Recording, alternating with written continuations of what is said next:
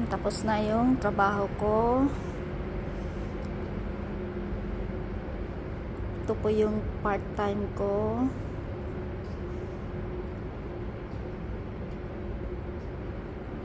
Caregiver. Pero may part-time po ako.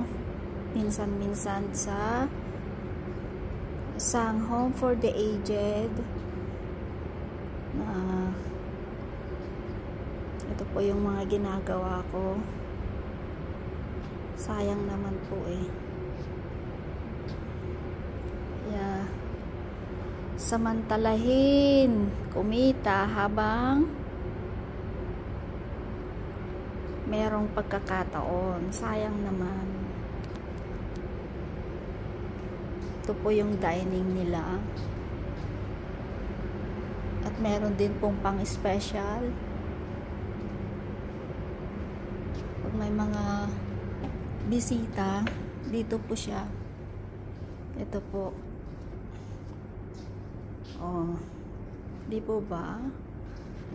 Ang ganda-ganda.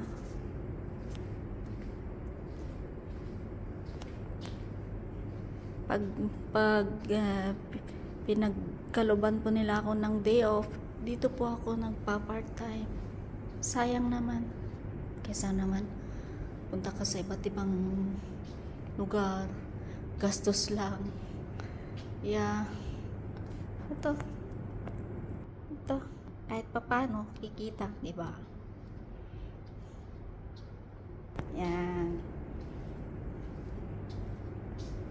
Thank you. Bye.